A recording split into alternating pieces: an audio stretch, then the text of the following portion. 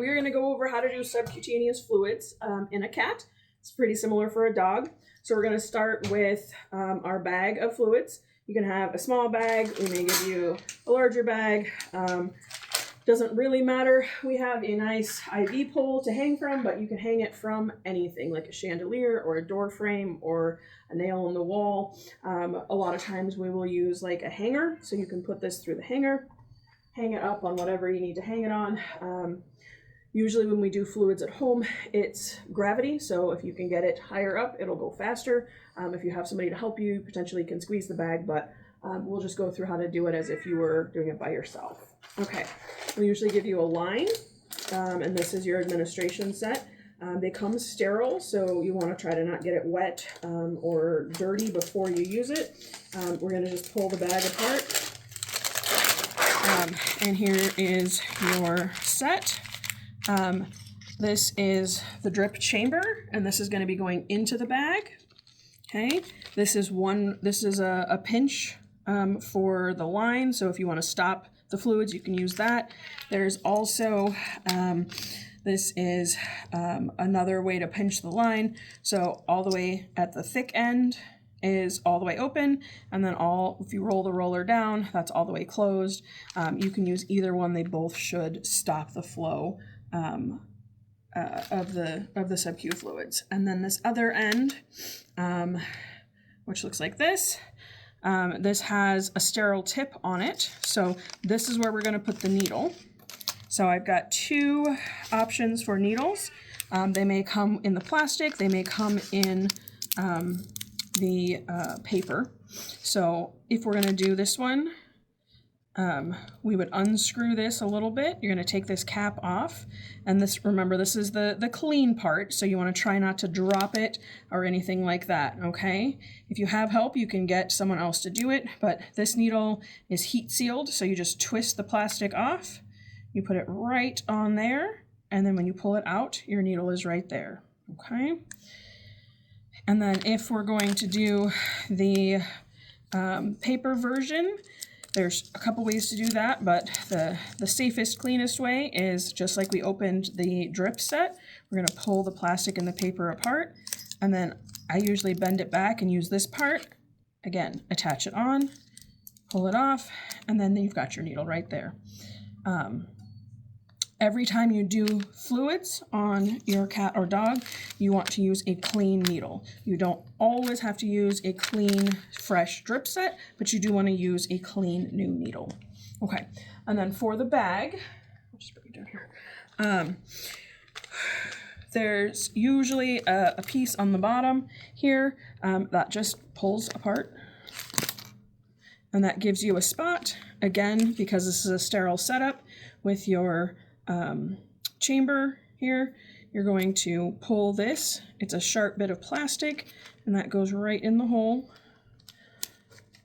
all the way in. You can twist it as you go in, and then you can actually see it in the chamber right here, so you know that we're into the fluid bag. Okay, we have it cinched off here.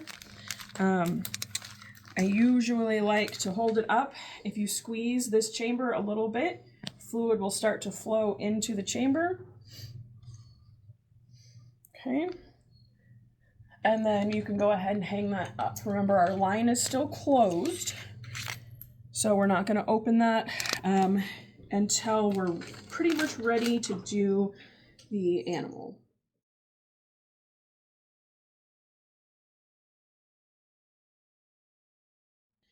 Okay, then Hannah's going to be our sample cat today to get some subcutaneous fluids. So again, our line is still closed off. We've got our needle. What you want to do anywhere on the cat is fine that you can get under the skin.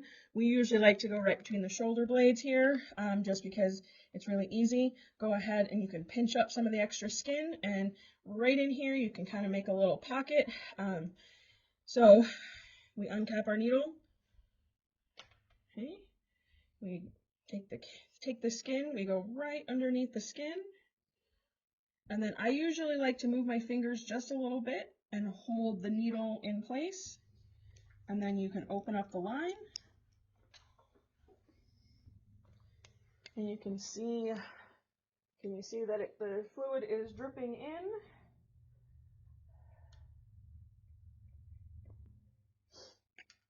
And then the lines on the bag tell us how much we're giving. So when the fluid gets down to the 1, we've given 100. When it gets down to the 2, we've given 200.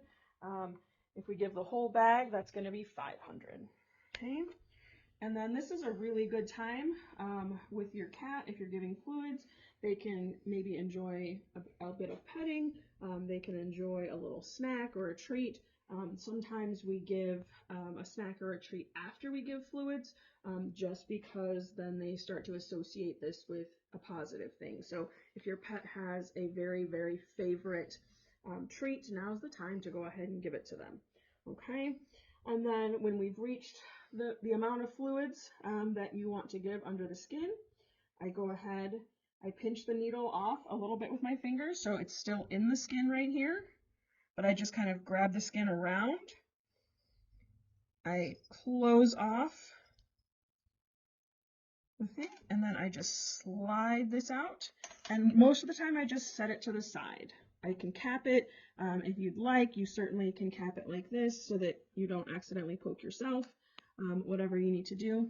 And then on the cat, I will just hold the pinch for just a little bit longer.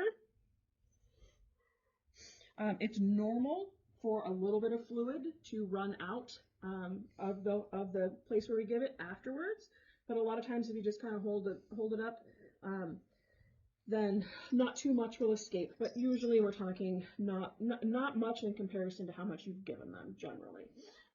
Yes. And then sometimes with the fluids, you will notice, like if we're giving a lot of fluids, you'll see a bulge on the back. Over time, that bulge may run down one leg or the other leg. It may kind of settle underneath the armpits. That's all normal, and your cat will absorb the fluids as they need them over the next 24 to 48 hours. Good job, Hannah.